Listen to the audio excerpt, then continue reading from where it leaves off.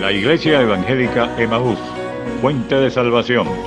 El Ministerio Evangelístico La Palabra de la Reconciliación. Y el Instituto Bíblico Seminario Teológico Emaús te invita a escuchar por esta tu emisora la Palabra Diaria con el pastor y maestro Berry Chaviedo. Está atento a lo que Dios va a ministrar a tu vida.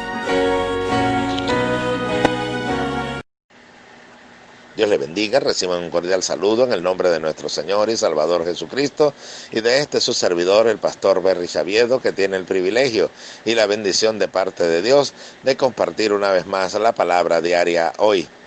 Vamos a leer en el Evangelio de Juan, capítulo 6, versículo 66 en adelante.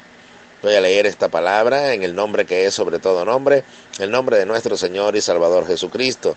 Dice la palabra de Dios: desde entonces muchos de sus discípulos volvieron atrás y ya no andaban con él. Dijo entonces Jesús a los 12: ¿queréis acaso iros también vosotros? Le respondió Simón Pedro: Señor, ¿a quién iremos? Tú tienes palabras de vida eterna, y nosotros hemos creído y conocemos que tú eres el Cristo, el Hijo del Dios viviente. Bendito sea el nombre del Señor y bendita sea su palabra. Mis amados oyentes, cuando leemos esta expresión, nuestro corazón se llena de gozo, porque es la sintetización de lo que es el Evangelio. Creer que Jesucristo es el Hijo de Dios, el Hijo del Dios viviente, y que solamente en Él hay palabras de vida eterna. Qué maravilloso cuando podemos leer esta expresión, pero sin embargo, cuando vemos el contexto es algo que nos llama la atención porque pareciese ser un momento sombrío en el ministerio del Señor Jesucristo. Sí, así como lo oye, porque sucede que se nos está diciendo acá que muchos de sus discípulos volvieron atrás y no siguieron más con él. Oiga, no son solamente las personas que lo oían, no son solamente aquellos que se acercaban con curiosidad para oír lo que el Señor tenía que decir, o aquellos que querían ver los milagros del Señor. No, está hablando de sus discípulos, se nos dice claramente y literalmente acá. Muchos de sus discípulos volvieron atrás, ya no querían juntarse más con el Maestro, estaban decepcionados. Ahora tenemos que recurrir al contexto para poder entender qué es lo que está pasando. Y sucede que el relato del evangelista Juan, un testigo presencial de lo que ocurrió como uno de los discípulos del Señor y apóstol que era, se nos dice que estos discípulos fueron decepcionados por una palabra que el Señor pronunció. El Señor estaba predicando y empezó a hablar acerca de la necesidad de buscarle a Él por lo que Él realmente es y no por las señales que Él hacía o por las necesidades que suplía. Sucede que cuando leemos todo el contexto podemos comprenderlo aún mejor. El Señor había realizado uno de los milagros más portentosos y esplendorosos de su ministerio. Y fue cuando con apenas 5 panes y 2 peces le dio de comer a una multitud gigantesca de más de 5,000 hombres, sin contar las mujeres ni los niños. Ahora sucede que estos hombres y mujeres que estaban allí le siguieron, pero le seguían por lo que Él les había dado, por el milagro que había realizado. Sucede que el Señor entonces pronuncia una palabra para confrontar, oiga bien, para confrontar a los que le estaban siguiendo, para que de esta manera entendiesen que ellos no necesitaban solamente del pan que perecía y el pan que suplía la necesidad corporal, sino que ellos también necesitaban el pan que suplía la necesidad espiritual, y ese pan no lo podían adquirir por medio de ningún trabajo o esfuerzo físico, sino solamente creyendo en Él, creyendo en que Él era el Hijo de Dios, a pesar de que hubiese la multiplicación del alimento o no lo hubiese.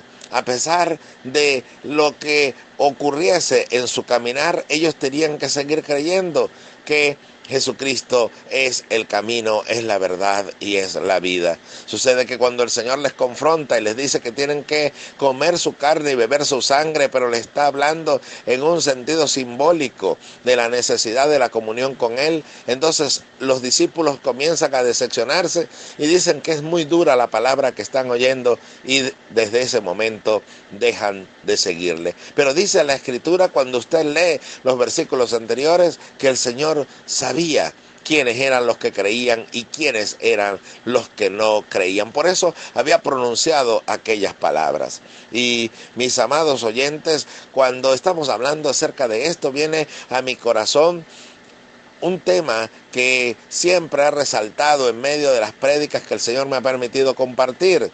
Y es que cada uno de nosotros nos toca vivir un momento que podemos llamar la barrera de la decepción. Sí, una barrera es algo que sirve para contener algo o sirve para detener algo. Una barrera puede servir para detener o también puede servir para esforzarnos y superarla y seguir avanzando. La barrera de la decepción es en la vida del creyente aquella circunstancia que Dios permite para confrontarnos y donde será la decisión de nosotros si continuamos o nos detenemos. Es un momento decisivo en la vida de todo creyente. Todos tenemos que pasar por allí.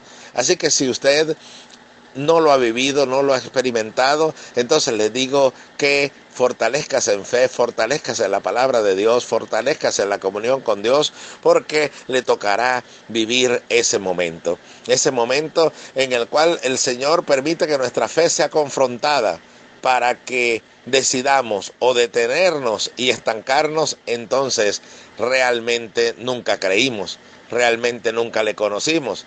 O vamos a superar esa barrera de la decepción donde sentimos que Dios nos ha decepcionado, donde sentimos que aparentemente Dios nos ha abandonado y podemos seguir avanzando.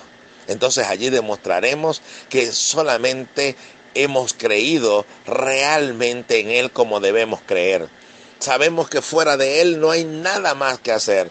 El Señor, al ver aquella multitud que se iba y se dispersaba, no corrió tras ellos para decirles que volviesen, que les iba a explicar mejor qué era lo que había querido decir.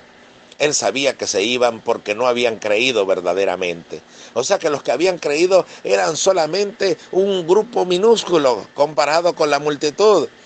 Eran apenas 12 discípulos que se mantuvieron con el Señor. Y Él todavía les pregunta, ¿ustedes también quieren irse? Es decir, que los vuelve a confrontar para saber si ellos van a exteriorizar realmente quiénes son. Uno todavía sigue bajo la solapa de mostrarse como un apóstol, pero en realidad en su corazón era un traidor, como fue el caso de Judas Iscariote. Pero en ese momento sucede la expresión de uno de ellos que permanece ahora en el transcurso de la historia y seguirá de pie esa declaración hasta el día de la venida del Señor. Y es que Pedro, este hombre de Dios sencillo, pero que creía en Él con todo su corazón, le dice al Señor, Señor, ¿a quién iremos? Solo tú tienes palabras de vida eterna. Nosotros hemos creído que tú eres el Hijo de Dios. Por eso es que te hemos seguido. No te seguimos por la multiplicación de los panes y los peces que vimos. Te seguimos no porque resucites muertos, no porque sanes leprosos, no porque camines sobre las aguas. Eso solamente ha servido de testimonio para que nosotros creamos lo que realmente tú eres, quien realmente tú eres. Pero en realidad te seguimos es porque creemos que tú eres el Mesías, que tú eres el Salvador. Es que ellos habían seguido al Señor cuando ni siquiera habían visto un milagro. Solamente el Señor les dijo, venid en pos de mí y os haré pescadores de hombres. Y ellos lo habían dejado todo y le siguieron. Ahí empezaron a ver las señales, ahí empezaron a ver los prodigios. Y es que ese es el verdadero creyente, el que cree en la palabra de Dios, el que cree en el llamado de Dios y luego en el camino empieza a ver las maravillas de Dios. Luego en el camino empieza a ver a Dios realizando milagros. pero no le siguen por el milagro, porque un día tendrán que cruzar la barrera de la decepción. Ese momento en el cual nos sentimos decepcionados y frustrados y se demostrará si somos verdaderos creyentes o no. ¿Por qué entonces no decir que ahora, de manera global, de manera mundial, sin excepción, Dios nos está pasando a todos por un momento en el cual nuestra fe es confrontada y donde está una barrera delante de nosotros que o nos puede detener y hacer volver atrás o nos puede hacer impulsarnos y esforzarnos para avanzar y seguir? Es que en estos momentos en los cuales ya no nos podemos congregar, en estos momentos en los cuales ya no podemos hacer la vida de creyentes que antes hacíamos, ir a cantar los coros con alegría y oír la predicación de la palabra y gozarnos en la comunión con nuestros hermanos, algunos se preocupan en estos momentos en decir, muchos pueden volver atrás y se pueden enfriar y pueden descarriarse. Lamentablemente tenemos que decir con mucha firmeza que estos momentos sirven para demostrar quiénes son los verdaderos creyentes. Porque si por no congregarse, no porque no quiera hacerlo, no porque en su corazón no tenga el deseo de asistir a la congregación, sino porque no es posible por diferentes circunstancias, si ese creyente vuelve atrás, si ese creyente se aparta de Dios, nos hacemos la pregunta, ¿es que algún día fue un verdadero creyente? ¿O la barrera de la decepción, de la frustración, de la necesidad, de la falta de suplir algo en su vida materialmente o emocionalmente lo hizo volver atrás? El Señor sabe quiénes son los que han creído verdaderamente en Él. Y los que han creído verdaderamente en Él simplemente piensan lo siguiente. Piensan, ¿a quién iremos? ¿Qué haremos fuera del Señor? Ese es un verdadero creyente que entiende que su vida es el Señor. Ni siquiera puede imaginarse vivir fuera del Señor, porque su familia está en el Señor. Son aquellos que oyen la palabra de Dios y la hacen. Su gozo está en el Señor. Su caminar está en el Señor. Entonces simplemente salir de Él es quedar en la nada, es flotar en el vacío, es ir en el más profundo de los precipicios, es caminar en esta vida sin ningún rumbo, deambular por los senderos de la vida. Así se siente un creyente cuando por su mente apenas se asoma la idea de a quién iremos. Hoy la pregunta es, mi amable oyente, ¿es usted un verdadero creyente? Yo no puedo responder por usted, pero la pregunta me confronta a mí, porque, repito, hay la preocupación en muchos de nosotros. ¿Y qué ocurre cuando se prolonga y prolonga el tiempo y todavía no nos podemos congregar y todavía no nos podemos reunir y esto no se puede hacer y aquello no se puede realizar? Entonces, ¿y si se enfrían? ¿Y si decaen? ¿Y si ya se aparta su corazón de Dios? Lamentablemente tenemos que decir que solamente se mantendrán en pie los que verdaderamente han creído. Es lo que ocurre en países donde no se puede predicar a Cristo porque está prohibido, no por una pandemia, no, sino por ideologías, sino por políticas, sino por persecuciones. ¿Cómo un creyente puede quedarse en una mazmorra, en una cárcel, en un calabozo, creyendo en Jesucristo, esperando el día de su ejecución? Es porque han creído verdaderamente y dicen, ¿a quién iremos, Señor? Si fuera de ti no hay vida, si fuera de ti no hay esperanza, no sé vivir sin ti. Esa es la expresión de un verdadero creyente, no sé vivir sin ti. Entonces, para mí, el vivir eres tú, el morir es ganancia. Eso lo expresó un hombre que pasó por múltiples persecuciones hasta que al final entregó su vida por causa de su fe. Es el mismo ideal que lo va a mantener a usted y a mí de pie en medio de estos momentos que estamos viviendo. Muchos están esperando de aquellos que no conocen a Dios que se abra la congregación para ir corriendo a buscar de Dios, pero luego que pasen algunas cosas en su vida y que todo vuelva a la normalidad, entonces simplemente no seguirá al Señor, porque lo buscaba por un interés, para que le ayudase en algo, y luego que ese algo es suplido, y luego que ese algo es auxiliado por el Señor, simplemente ya no hay necesidad de buscar a Dios y siguen con su vida normalmente.